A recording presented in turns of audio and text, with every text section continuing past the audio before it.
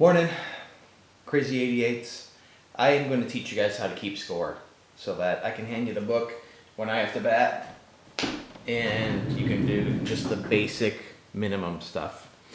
And here is the first part of understanding how to do that. This is how the field's laid out. It shows all the different positions, the different players involved, and basically this is like the shape of a whole diamond. This is the infield, this is me. So each position has a number, and you start with a pitcher, and then you go like this. So pitcher 1, 2, 3 at first base, 4, then you go across 5, 6, 7, 8, 9, 10. That's basically it. So say for example in the field, like you hit the batter hits a ground ball to shortstop, and the shortstop throws the batter out at first base. The way to indicate that on a score sheet would be 6-3. Ground ball to third base, 5-3. Say for example it's caught. It's a fly ball and it's caught, and it goes to this person. You put F8. The only other real thing that's important is like instead of a fly ball, it's a line drive, because like a lot of times in the infield, like you catch it on the fly, but it's not a fly ball, it's just a line drive. So that's an L, L4, L3, L6, L1, whatever. But basically, when you're recording what somebody does, that's what you write. I'll show you how to do that in a minute. This is, well, here's like a score sheet, right? This is what it looks like. I kind of blew it up with my own handwriting, which is, I don't know if that's easier to see or not, but here's what it looks like. So again, here's the diamond. Here's a list of possible hits that you can have: home run, triple, double, single, sacrifice. HP we don't use, that's hit by pitch. In softball you don't have that. And BB is a walk, base on balls. This stuff we don't use, that's for strikes and balls, we don't count that. And this outfield area, we don't use that either, because that's for tracking where the ball was hit. So like if we were keeping track of the other team, we'd be like, the first person always hits the center field, so we put a mark, and then like by the third time they're up, we're like, oh, they hit to center field twice, so let's make sure we're ready in center. We don't do that. So I mean, all we need to do is just say where the person hit it and what they did. Okay, so say the first batter on our team gets up and just hits a single. Well, you circle single,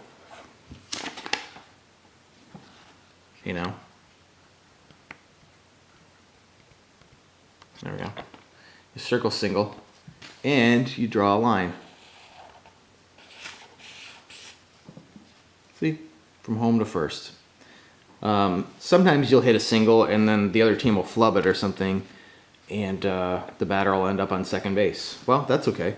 You still hit a single, but now the batter's on second. That's how you do that. And then, so that's what happened. Jeff hit a single. For some reason, he just went for second and got there, and no outs or anything. All right, so the next batter comes up, and that would be indicated on here by, well, this is the first one. Now you go to this one. So we're going down here. This person gets a double. After the play's done,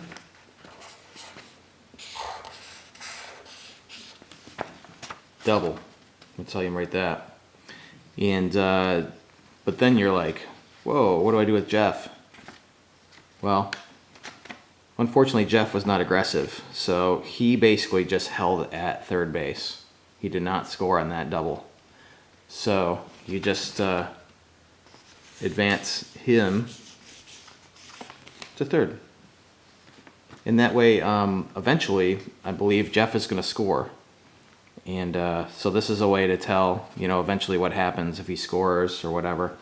So this next hit's going to be interesting because you've got somebody on second, you got somebody on third. Something great's going to happen, right? So here's what happens here. This batter comes up and they get a single. Okay, so there's a single there. You do the same thing as always. You write that. Then you go back to Jeff. He scored. That completes the diamond, so you fill it in. And that's really easy for me later to tally up the runs because Jeff ran in and he scored. So it's filled in. It's a darker shade. I just look at this guy like, oh, 1, 2, 3, 4, 5, 6, 7. Okay, 7 runs. Plus it's easier at the end of the inning to tell the ump how many runs you got. You just look, oh, 1, 2. 1, 2 in this inning.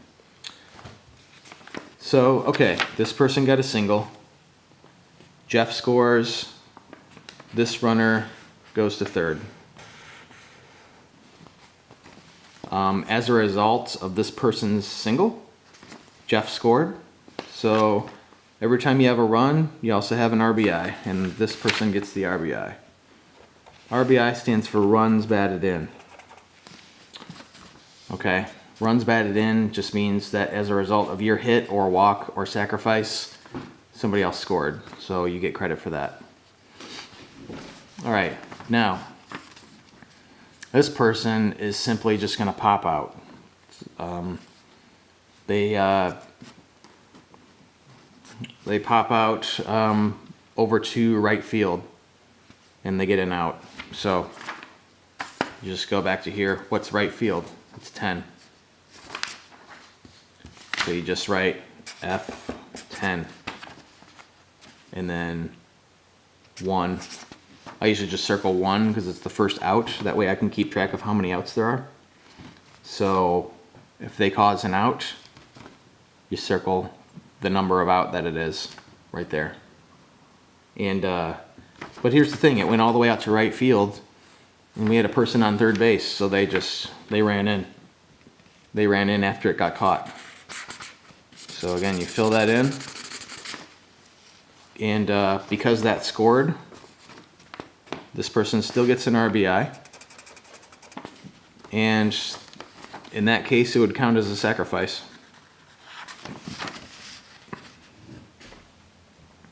Because as a result of their hit, we scored a run, so that's okay. A sacrifice can be a fly out that scores a run. It can be somebody bunts and gets out at first and a run scored, or a runner advances into scoring position. If something positive comes out of your hit and you get out, that means that you get a sacrifice. All right. So I think that's the basics. Say for example,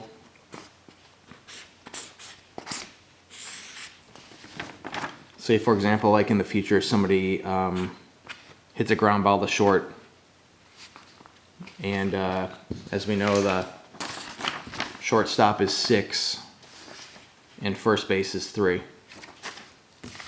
So in this thing, you'd just go 6, 3, and you'd mark what number out that is, and nothing really happened out of that, so that's it, you're done. That guy stays there,